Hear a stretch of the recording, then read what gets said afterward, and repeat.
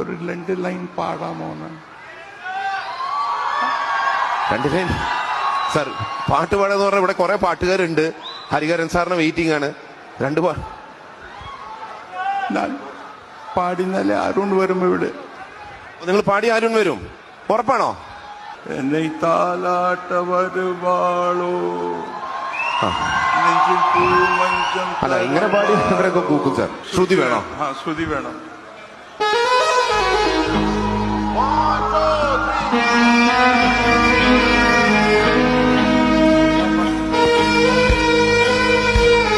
നോക്ക്, ട്രൈ നോക്ക്.